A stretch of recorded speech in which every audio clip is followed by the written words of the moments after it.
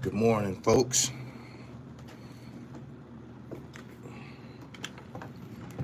It's time to get up, get to it. I want to wish everyone a happy Thursday. Where the fuck is my tablet at?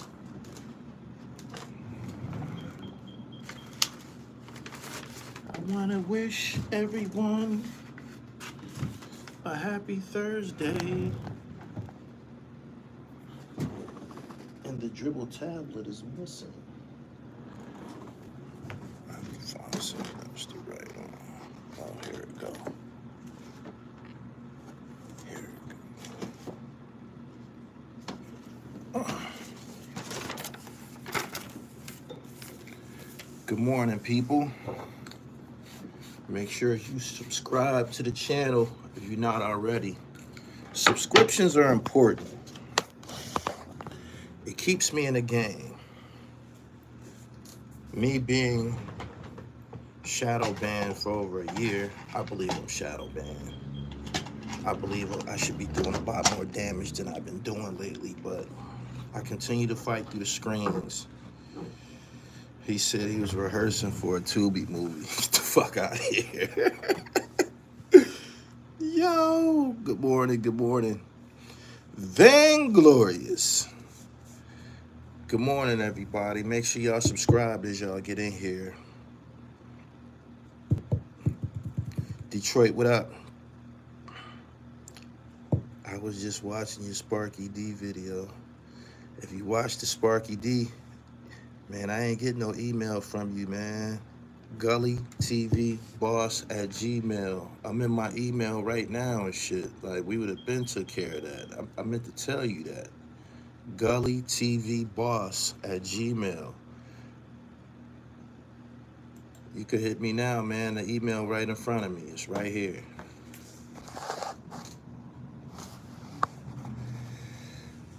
What happened with Zion now? Man, if you watch that Sparky D video, then you understand the Benzino situation. That's what you're seeing. That's 100% what you're seeing. If you ever been around anybody that abuses cocaine, you know they'll start crying and shit for no reason and shit. Like, especially chicks, they get to feeling real sorry for themselves and get to crying out the blue. Man, I don't want to hear you crying. It's 2 in the morning, man. I open this door because you act like you came over here to get busy. You come over here, you want to talk about how you're a terrible mother and your kids and all of this, man. What do I look like? Sally Jesse Raphael to you or something? He said super emotional. Yeah, man. I seen that Benzino video. I said, Benzino. You remember when he did the Drink Champs episode? He said, he asked Noriega, he said, you know how we are when we're coked out? And they said, coked out? And he looked around and he said, man, you never been coked out? I've been coked out. That sound like it's something that he's been into for some time. He said he crashed out in front of Nori. He did. He did. He got to apologize to Eminem and just a bunch of, shit where his emotions are all over the place. Ever since he lost the source, he's been going down. Man, that nigga lost the source like 20 years ago, man. You was supposed to have been recovered from that. Oh, man. And what's up with that chick that he dated, man? That chick filmed that nigga crying and shit, man. Like, that's crazy as hell, man. He needs some help. They used to have a TV show. It was like a reality TV show where it was similar to the Celebrity Fit Club. I think they had one where people go and get some help for drugs and shit, intervention or some shit. He 100% need intervention. Fix my crown. He needs intervention, man. For real. She had to film him in case it went left for her. He's too old, man. He need intervention. I don't think it's too old. He's too old to get off drugs. He's definitely on drugs. And shout out to everybody who's seen my Sparky D video. For y'all who don't know who Sparky D is, she an early '80s female battle rapper. She was going through it with Roxanne Shante. I never thought Roxanne Shante lost any of those battles, but there's certain females' names who will always be associated with Roxanne Shante because of them early '80s battles. I never even knew what she looked like. Um, he said, "You work at Coke?" I used to. Hold on.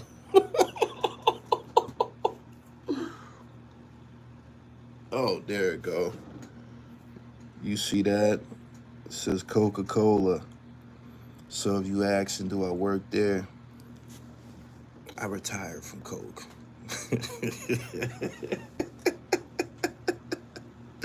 I retired. Diddy done kicking dope by now.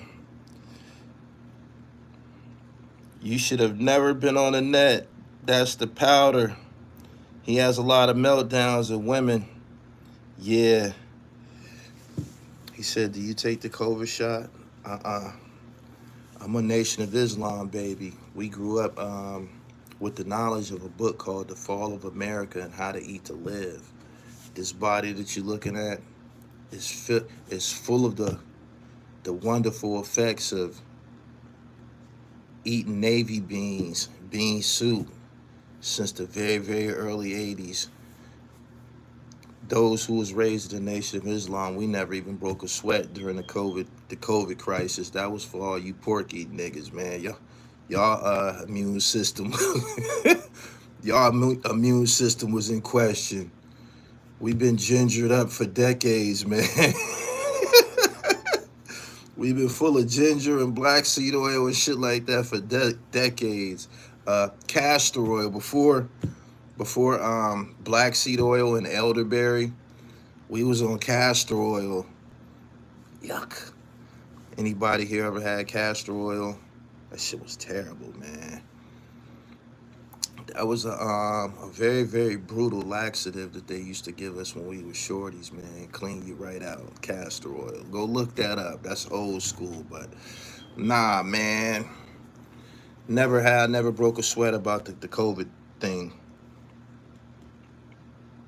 My man said my grandma used to force us to take that. Man, they was forcing all of us to take that shit. That's some shit they brought from the plantation. Super Jones, I got your emails here. It's right here in front of me. I'll get back to you shortly. You can clean a Chevy engine with castor oil. Born and raised in the Nation of Islam. Good morning, everybody. Make sure y'all check out my video that I did about Sparky D. Very, very informative. Getting back to my topic, I didn't even know what she looked like. I didn't know what she would look like. Biracial chick. Grew up in Brownsville, Brooklyn, in the Sutter homes. You know what I mean? She's a real Brownsville resident, unlike that nigga Taj Mahal. He said castor oil and Father John's cough syrup. I don't think they sell that shit anymore, man. That shit was brutal, too. Yeah, she was in the heart of it. Biracial. She had a white mom in the projects, man. And that's something that you don't see often and shit. It wasn't no. Yes, it was. It was an old white lady in the projects that I come out of. I'm not directly from the projects. I lived directly across the street from them and shit. I was in a Section 8 house. But it was an old white lady who had a black adopted child and shit. His name was Sean, but it wasn't no white people in the projects where I'm from. But sometimes you'll see that and shit. You know what I mean? His daughter Cola Roy disowned him. No more source, and got a bad habit. He's going through it. Maybe if he drops his book, the book that him and Cavario was working on in that Super 8 hotel. Maybe if he drops his book, he can get him some paper, man. We still waiting on that book, Cavario. We want to know what you niggas is doing in that hotel because we gonna dispel the rumor that it was any type of drug trafficking. Some people kind of like mentioned that, man. Maybe they was busting a move, man. Maybe they had some elbows or something that was, doing something. But nah, man, that nigga been get. They probably was getting high. You know what I mean? That book never happened. Nah. Nope, nope, nope, nope, nope. I got it. It's right here in front of me, Super Jones. I'm gonna get right back to you. Anyway, something that we don't discuss in the hip hop culture is the effects of crack cocaine on the generation of pioneers that created it. You never think about how many niggas ended up going to sell them dookie ropes. How many chicks ended up going to sell them bamboo earrings and shit like that. Like when you watch, I don't know if y'all do this, but whenever I watch movies like The Last Dragon, these are hip hop movies. The Last Dragon, Breaking, um, Beat Street, uh, Miseducation of Sonny Carson, shit like that. When you see those kids in those movies, the New York City Breakers, and when you see them, the ones that was in the fucking Roxy dancing and all of that shit, if you say to yourself, man, I wonder what happened to them. That's what happened to them. A lot of them got addicted to crack. They did. They did. There's people that you walk by, especially if you're from New York City. You walk by people every day, older people. They might be homeless now.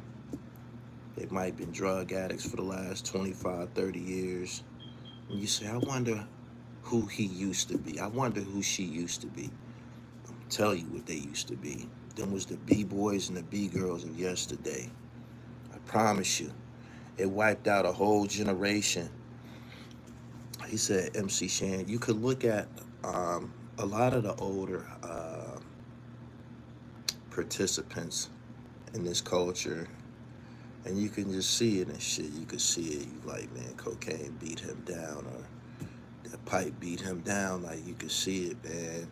And one thing that's unmistakable about drug use, it go after your teeth first. People were saying that could have been Dame Dash situation. Dame might have been getting a lot of money sniffing some high power cocaine, man. It ravages people's teeth. Like when I was watching that Sparky D documentary, a lot of those people looked bad, man. Shh. That shit make you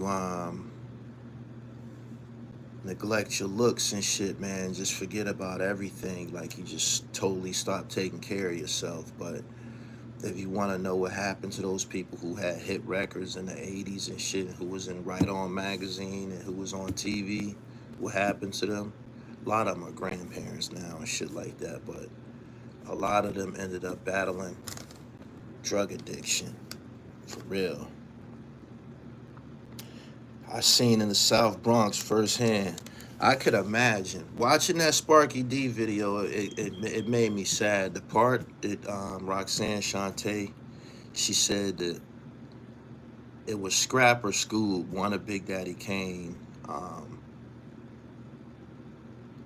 dancer. She basically told that he was a hustler in the 80s.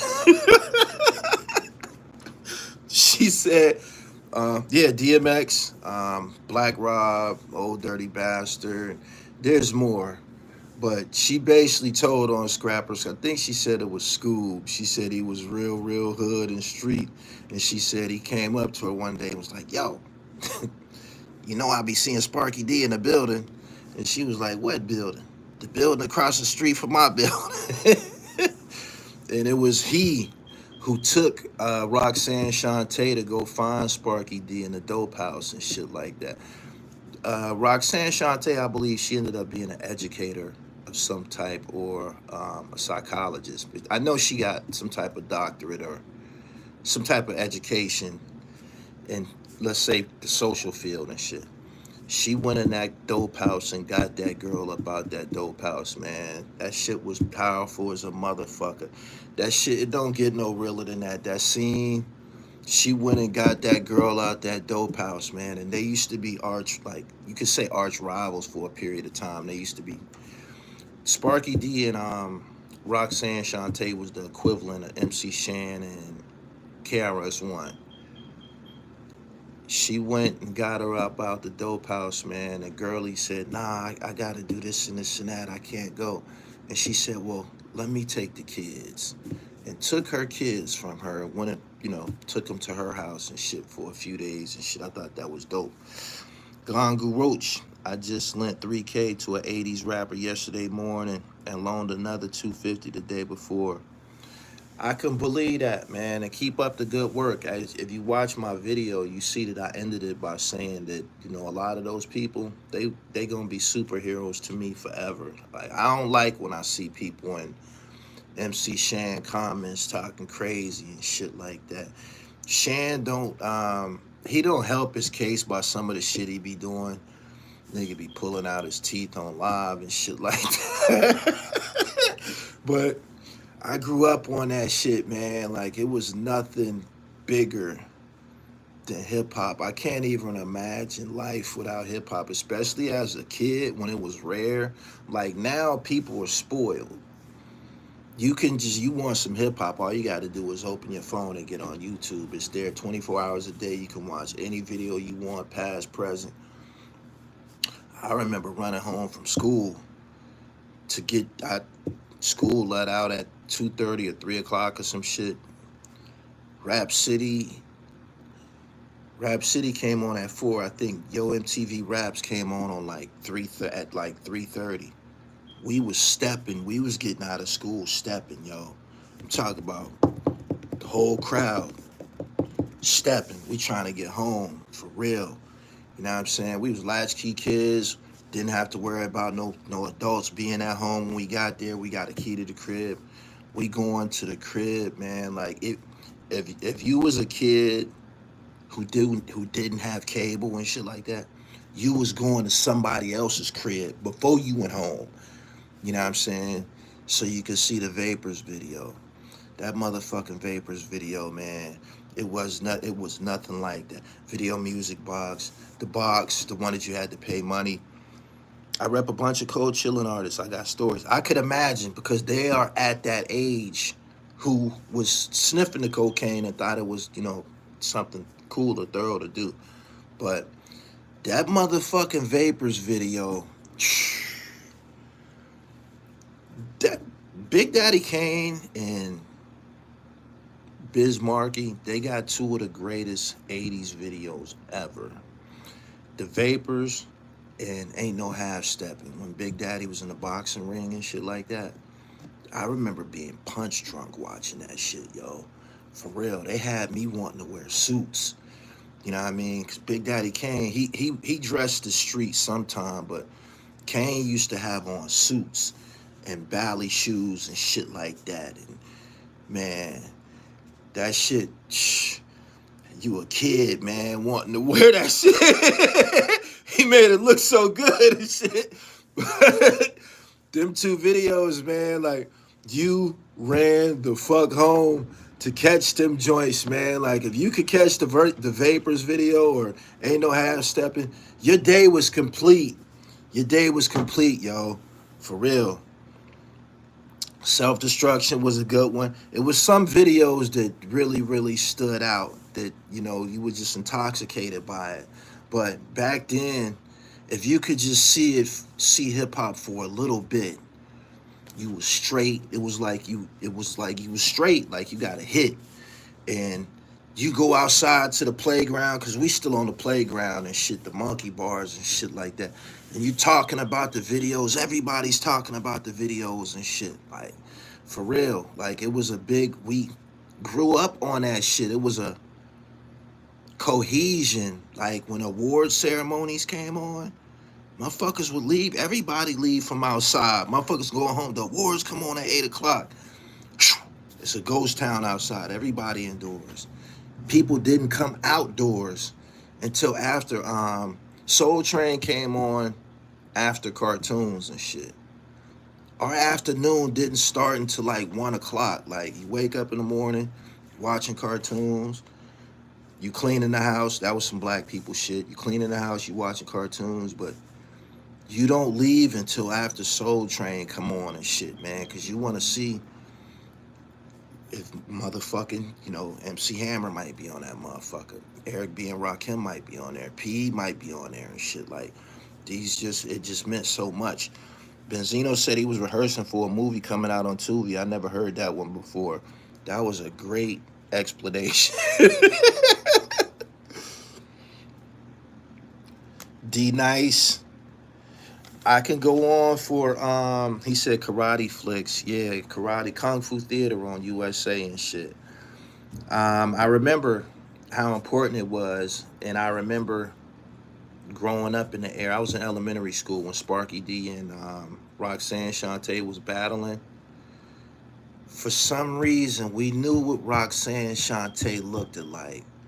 But the rest of them chicks, they just wasn't getting pressed like that. Like, I didn't find out that the real Roxanne was light skinned. Like, I think she might have been half and half until I became an adult, because we never really seen what she looked like. You know what I mean? And we would follow along to these battles. Like, you had to be tuned in. But when I heard the name Sparky D, I knew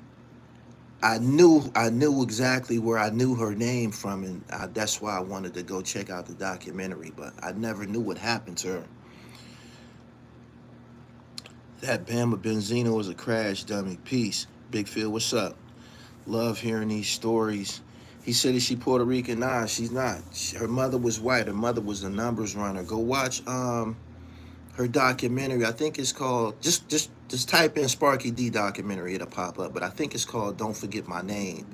And that was a good title for it, because there's certain people that had a place in hip hop that contributed that might get, their story might get left behind. It's important to tell these stories. When I was watching it, only a brief portion of the story was hip hop, just the early part, but the rest of it was about her drug addiction and her being beaten on and shit like that. That shit was crazy to see that she went through all of that shit. Like, she was getting beat on. She had a dude beating on her, man, split her head open and all type of shit. She got pictures on there. Then you like, damn, man, what kind of nigga would beat up on Sparky D? That don't make any sense. Like, what type of nigga would beat up on Sparky D, man? It just don't. I was like, man, that's crazy as hell. I watched most of it this morning after your video was good. Yeah. The last 10 years, Benzino been on some suspect shit. It's cocaine, yo. It's cocaine. He's at that age. And you know what's crazy? This is the wrong era to be fucking with cocaine and shit, man, because they be putting fentanyl in that shit, man. I said this on Instagram. I got like double figure homies who died with, like, in the last 2 years.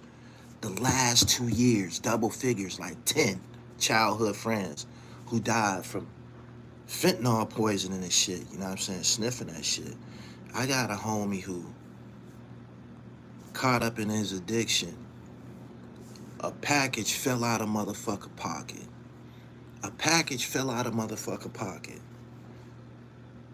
Instead of him saying, yo, you dropped something, he take the package and cuff it.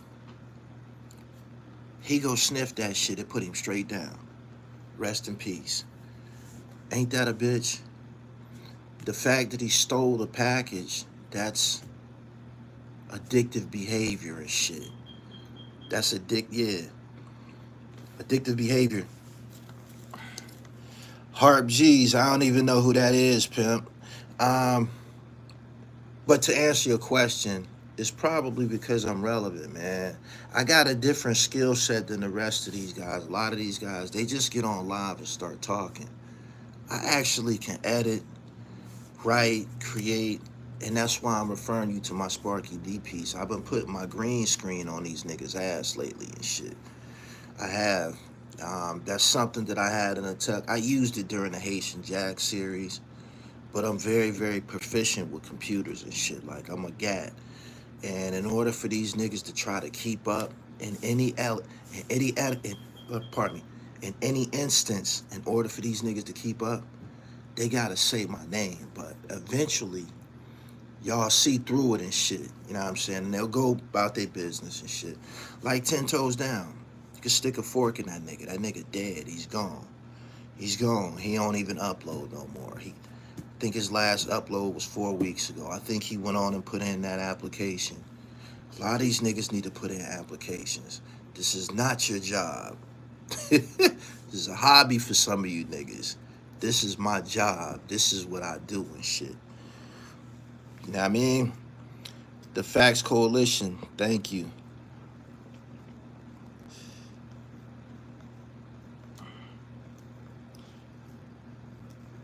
He said he stole his own death. Yeah, man.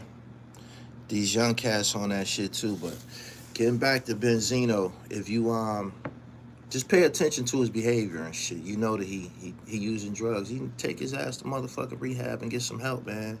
He said same with bullets. I can't stand that nigga. I can't stand that nigga, man. I can't stand that nigga, man. You know what? I can't stand people who collaborate with him and shit because y'all keep him around and shit. You know what I'm saying? Like he'll get online. He be talking some rough, greasy shit about you know. He be saying some wild shit, and nothing about you say that you can fight. Like we seen you get robbed and shit. Nothing about you say that you can fight. You don't got no witnesses, no proof. Nobody's gonna come along and say, yeah, he'll slide you. You know what I'm saying? And he just very, very fucking annoying and shit. He said, yeah, he looks strung out.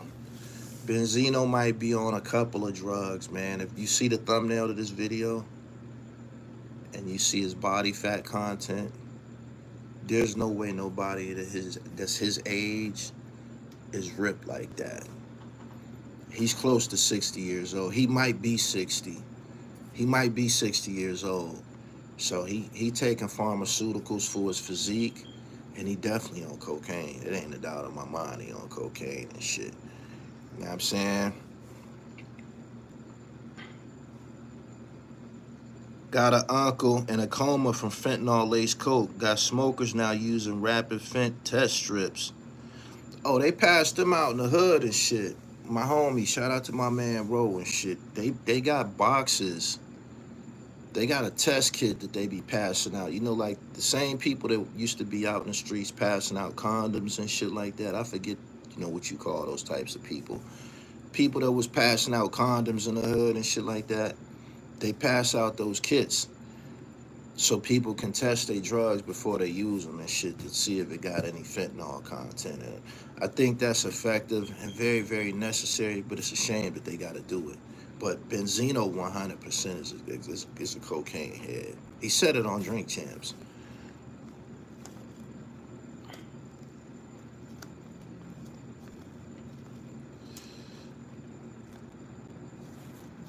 Benzino said he used to mess around with heroin back in the day. My thoughts on the current NBA. They say that the viewership is down. Viewership is down, not just because they everybody blaming it on a three-pointer, but that ain't it. They took NBA off of cable. They took the NBA off of TNT. And off of, you know, it used to be on TBS back in the day. They took it off of TNT, so you got to have an app to watch the NBA games. If you ain't got a Fire Stick or you ain't got Paramount or some shit like that, like one of them apps, you can't even fucking watch the game and shit. So they trying to stick people up. People been watching NBA forever. They in such a hurry to, you know, stick people up for some subscription money and shit. The people just ain't even watching no more and shit. Like, they fucked up. They gotta correct that shit, man. Like, why would you take access to watch the game from casual NBA? You know, people that it used to be we used to congregate around the TV on Sundays to watch the NBA. It used to be on, I think, CBS or some shit. You know what I'm saying? When Magic and Bird and them niggas was battling and shit like that, that was a family basketball game. Like, when the Sixers, Dr. J, and the Celtics, when at the Bad Boy Pistons and shit, them was family games and shit. Like your whole family would be in the house watching that shit. Sunday, you know what I mean? Motherfuckers just got out of church and out of the masjid and shit. Got soul food in the house. All of the men in the crib in the living room watching the game and shit. You know what I'm saying? Like I used to watch the game with my uncles and my grandpops and shit like that. Like this is something that we did together and shit. And them people, they so money hungry, they just fucked that whole experience up.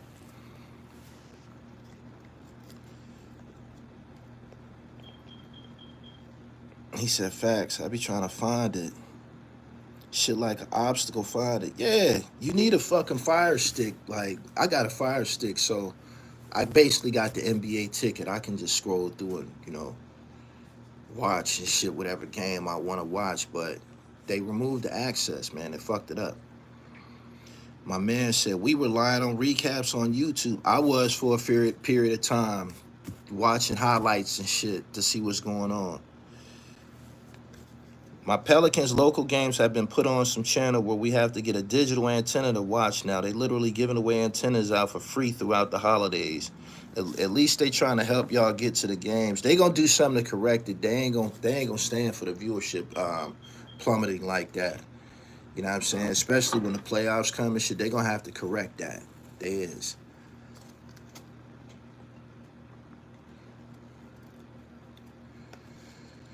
I remember watching Dr. J and Daryl Dawkins with old boy. Yeah.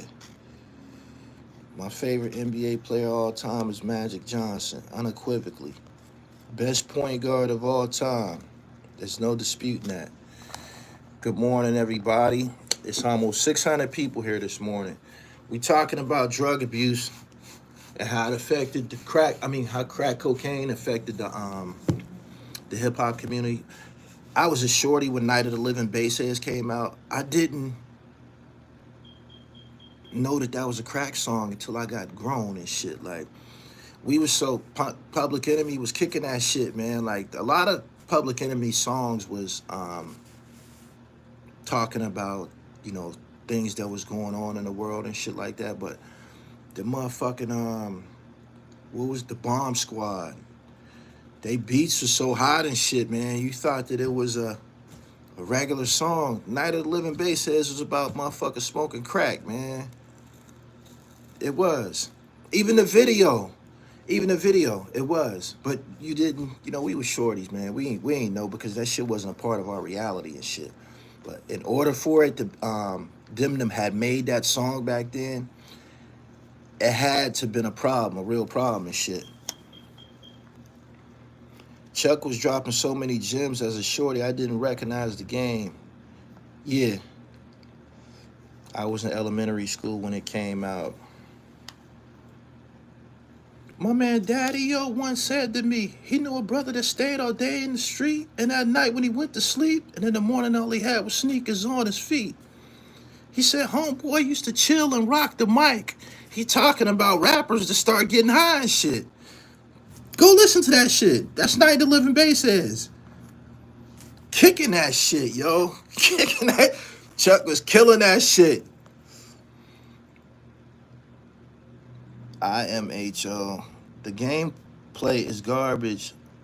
A million three-point shots and positionless basketball is hard to watch. I used to love to watch it in the 80s and 90s. Yeah. Bass, how low can you go? Yeah.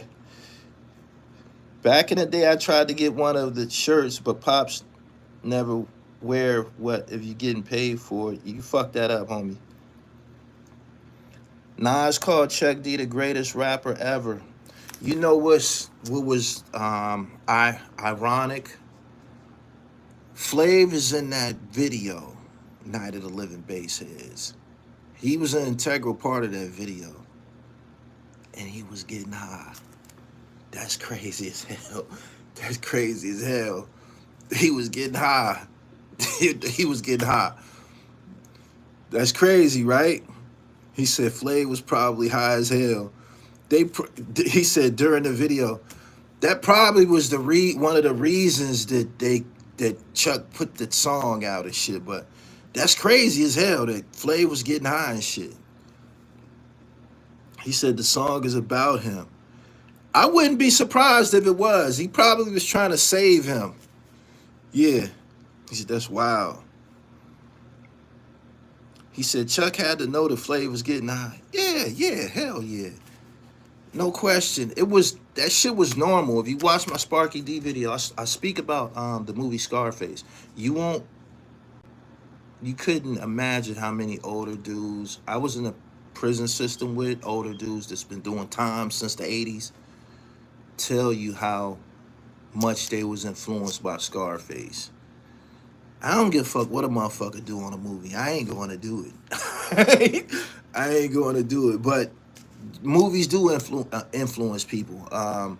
When Menace to Society came out, if you read my book, two of my close homies put them braids in their hair and turned to old dog. I bullshit you not. They was competing the whole summer. They was competing the whole summer to see who was putting in the most wreck, like, and they was going off of old dog's character. Like, sometimes movies do affect motherfuckers psychologically, but that Scarface shit, niggas start sniffing cane and spraying off motherfucking fully automatic weapons in the hood and shit. Like, so you got motherfuckers doing fucking life sentences about shit that they did when they was 19, geeked off fish scale, and then shot a bunch of motherfuckers up. Yeah. Shiggity. You can go to my website, therealdribble.com. I got the autograph copies over there and shit. That era like Coke, we love weed. Yeah, I've said that many a times and shit. That was what they was into and shit. Richard Pryor was smoking a pipe, set himself on fire. That nigga thought he seen the devil. I can go on and on and on. Rick James, he talked about how he used to be in his mansion with his girl, Tanya, I believe her name was, for days and days at a time, smoking a pipe. You know what I mean? So, and the ones that wasn't smoking a pipe, they was putting that shit in their weed. Raekwon rapped about it on Think Can It Be It Was All So Simple. Niggas that wasn't putting it in their weed was putting it in their cigarettes. I believe that was Trick Daddy's thing and shit. But everybody of that era, for some reason, they wanted to mingle with that. That was some very, very dangerous shit. He said Rick James kidnapped and tortured that woman. Yeah, it was burning her with the pipe. The crackheads. I don't smoke, Jump, so what you knocking for? That's Sadat X on Slow Down. They was talking about it was a big problem, but I'm pretty sure the people that was within the hip hop community, they noticed when certain people stopped coming around, like, damn, I ain't seen such and such in a minute. Or when they seen them, they was fucked up. Sparky D said she seen a flyer. She moved to Virginia. She seen a flyer and it said that Biz Markie was coming to town. She said she went and got dressed and went and seen Biz and shit. She said when he seen her, he was happy to see her. He was, sad and shit like that. And she said, no, he said to her, Spark, what you need? You need anything? And she told him, yeah, Biz, I need some money. She said Biz went in his pocket, gave her $500. She bolted to the dope man. Yeah. I follow the Rockets. What you think of their squad? We making the playoffs this year. I can't give you no assessment on them because I don't follow them all like that. You know what I mean? Used to be at Rucker Park. All you smell was crack mixed with weed. It was regular. Oh, when I was a shorty, you used to smell it at house parties and shit. And you knew who was doing it. You knew who was doing it.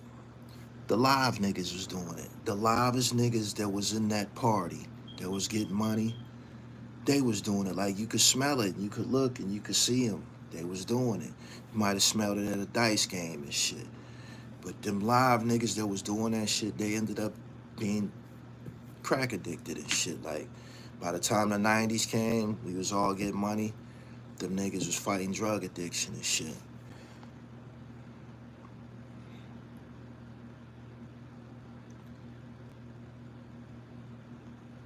Smoking weed or sniffing was the main thing for them in the late 80s, early 90s. Flavor Flav, and Macho Man Randy Savage was buying crack coast to coast. I think Ric Flair was getting high too. It was somebody else, man, that was famous. An athlete was coming and buying. Oh, I was locked up with some niggas from Philly who was serving Richard Dumas. He played for the Sixers briefly and shit. They said he was coming right to the projects. This nigga played for the Sixers, pulling up to the projects in a Jaguar, copping. It's crazy.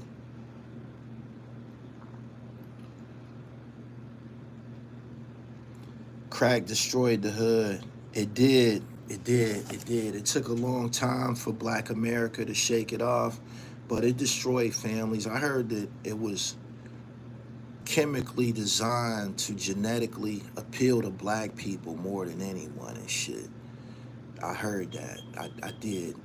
They got down in a lab and did certain shit to make that shit appeal to black folks' DNA. And that's why so many people was doing it. But by the time the like 2000s came, it started dying off because people knew what that shit.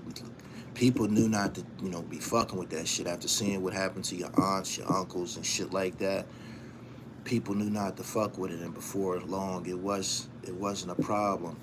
And then came the resurgence of heroin, which was a 70s epidemic. Heroin came back, and now you got fentanyl. The White Good and Daryl Strawberry, yeah. Lawrence Taylor, god damn.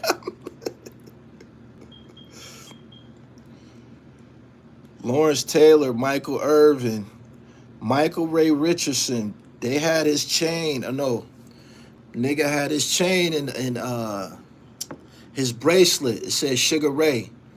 A nigga in Harlem had that. It was in Don Diva magazine. They had a picture of the nigga in Harlem with the bracelet on. He said Bernard King used to cop. The Ultimate Warrior was getting high. I saw Mike Irvin cop from my neighbor in Harlem one night around 2003. Sean Kemp was coming to Rochester to buy butter. Juvenile also rapped about snorting dope.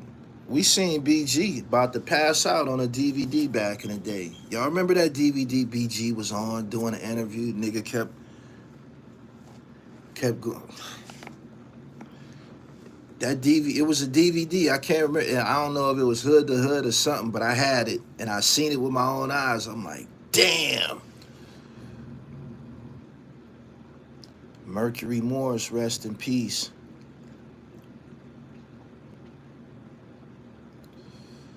He said coke geared in honor of Zeno. Nah, man. That's crazy that you pointed that out, but I didn't put this on for that. I just ain't wore it in a long time, so I said I'm going to throw it on today. Casanova dropped a new song, but he sounds completely different. Have you heard it? Nuh-uh. Junkyard Dog, Lynn Bias, MC Shan. I grew up in the BX when crack first started. I remember more than half my building got strung out. Most of them ended up with AIDS or just died. They ended up having mad kids. Sparky D said when hip-hop first came out, they were in awe of people from the Bronx. That's the first time that I heard somebody else from another borough say that like that. The way she said it, she said we was in awe of them people from uptown and shit. She started naming them. She like, Africa Bambaataa, Dougie Fresh, Slick Rick. Like, she just started naming all these people. And she was like, we were in awe of them. We used to go to the, like, she was talking about coming from Brooklyn, going out there to party and, see shit like that. Never heard it, presented like that, but in the early days, the life of the party was uptown. Facts. All the talent was up there. He said the Bronx ran shit, Gully. She said it on a documentary. That was a powerful statement, man. That was a powerful fucking statement. From somebody from Brownsville to say that, that was powerful. It was.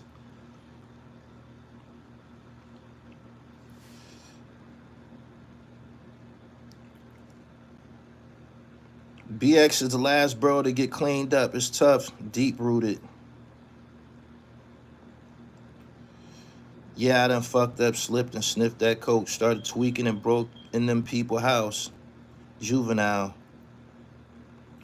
The name of the documentary, just type in Sparky D documentary. It just came out. It was on BET Soul, I believe. Somebody had been telling me about it for a minute, and I wouldn't have seen it. I wasn't gonna go find it on BET Soul, but you know, they uploaded it to YouTube so you could check it out there and shit.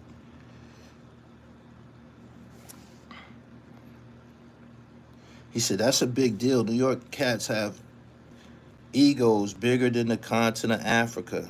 Fox Soul. Okay. Go check out my video, man. Y'all gonna like it, man. I put a lot into it. It's very, very detailed, but one of the standout moments in the video was her relationship with Roxanne Shante. When you see chicks like MC Light and Pepper, you know, they talking about how they looked up to Sparky D and shit like that. You like, damn, you know what I mean? You like, damn, it's crazy and shit. Like, cause you know how we look at MC Light and shit. For her to say that, you know, growing up and shit, Sparky D was the shit. They call her one of the first female battle rappers and shit. And she came to Queensbridge and dissed. Sparky D came to Queensbridge and performed in a community center and dissed Roxanne Shante in Queensbridge. And the Queensbridge residents was cheering and shit. They was enjoying the show. They was cheering. Roxanne didn't like that shit. She said, I never performed in Queensbridge again to this day. She said, I never performed in Queensbridge. She said, I couldn't believe that shit.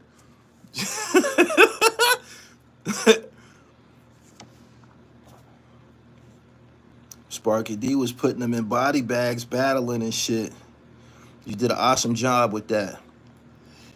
I told myself, because I'm watching The Prestige and what I do, it's starting to decrease. I'm watching it with my own eyes. You know why? Because everybody's doing it now. Everybody's doing it now. You dig? So I have to go to the next level to prove my point that I'm a professional and shit. So if it requires me to go back to doing a lot of editing and shit like that, I'm gonna do that on purpose. You know what I'm saying? Because you get the most money for live streams. You do. That's why you see everybody going live and shit. You get the, for some reason, the algorithm pushes live streams more than original content. And I started slacking just a little bit in doing live streams and shit, but I gotta get back to giving y'all good dope, for real, because everybody can't do it, but I can.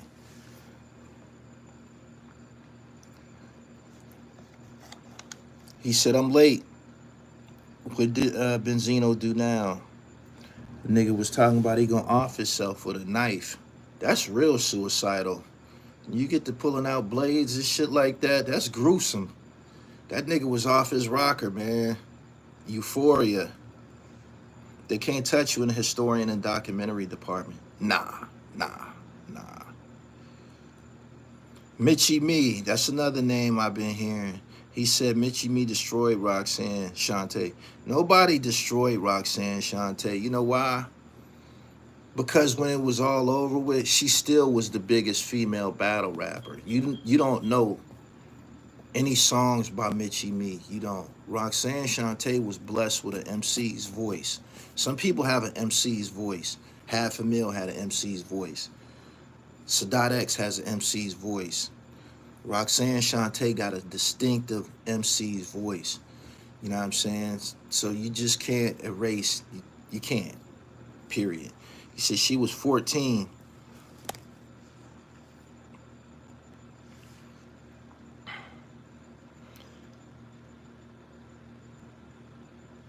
I watched 20 versus 1 with Boosie and the Sun last night, and it was kind of embarrassing.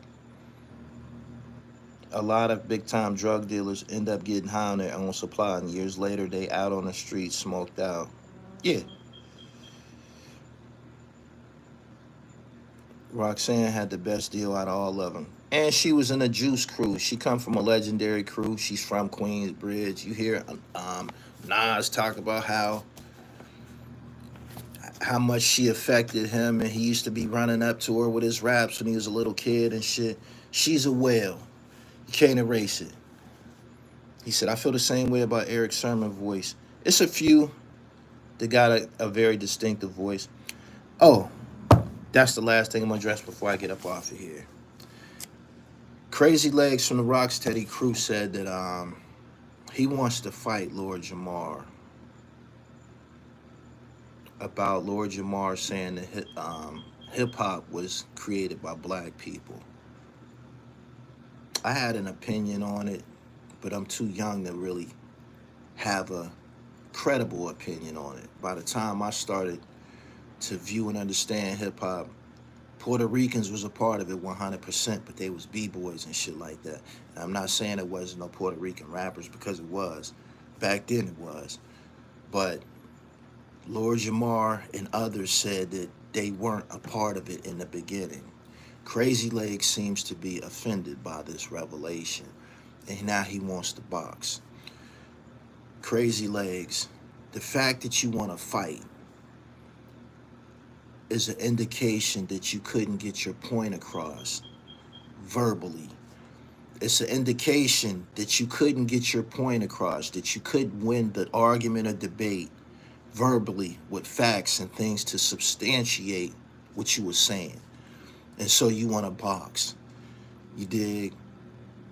You 60 years old, and you talking about you want to box. We just watched a 60-year-old heavyweight champion of the world box. We don't want to see none of you old niggas boxing, fam. We do not want to see none of you old niggas boxing. We just seen one of the greatest fighters of all time box like a month ago. It was very, very fucking hard to watch, and he's a professional boxer. If you think anybody want to see you old niggas box, you sadly mistaken. So your rage, your anger, man, go ahead and pack that shit up, man. Like, ain't nothing up. Man, you ain't gonna get nothing out of trying to fight Lord Jamar and shit. He's still gonna be the Lord. He's still gonna be super fucking relevant. He's from Brand Nubian and shit. Like, you know what I mean? Just stay in your lane, pimp. You know what I'm saying? They said that y'all didn't have nothing to do with it. Grandmaster Kaz, like, it wasn't just Lord Jamar, so box everybody to say that said that, you know, y'all had nothing to do with it. But the fact that you want to fight is a great indication that you was on the losing side of the argument. Straight like that.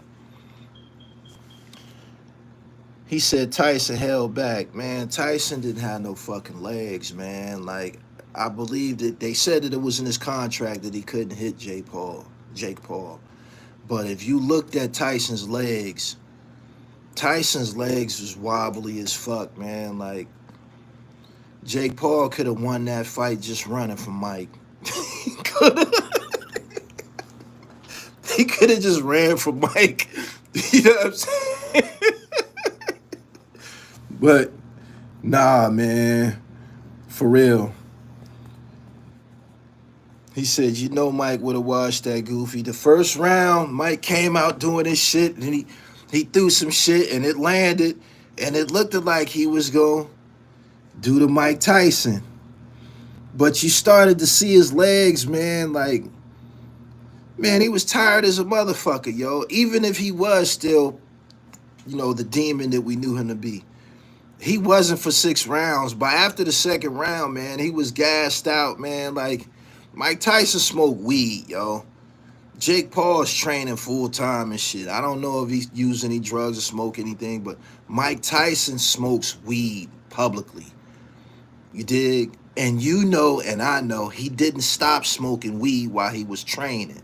So you got a motherfucker who's training and a nigga whose lungs and shit ain't in the best condition. So we don't want to see Crazy Legs box. We don't. The parties, the speakers, the yard, Jamaican. Most of the parents, if the founding artists were Jamaican. No, no. We tried that. Cool Herc has roots in Jamaica. They was already rapping, man. People was rapping, man, probably on the plantation. Hip hop, rap music was started by black Americans, straight like that. There's people that contributed. Puerto Ricans contributed. Cool Herc contributed. But they trying to say that Cool Herc created hip hop because he extended the breakbeat. People was rapping before that. They were already rapping and saying rhymes before that. So you gotta dispel that rumor. Anyway, I appreciate y'all for coming through. Make sure y'all go check out my most recent upload. It's about the destruction upon hip hop music by crack cocaine. So check it out. And I hope y'all enjoy it. Like, share it, comment, and I'll get back with y'all. Follow me on Twitter at GullyTV1, Instagram at IamGullyTV_. Follow me on Instagram at IamGullyTV_. James Brown was rapping. Said it on a song. He did. So I gotta go, man. Y'all have a wonderful day. Go to my website. Get knitted up. I got that shit over there. And homeboy who asked about my book, therealdribble.com. Go get you one.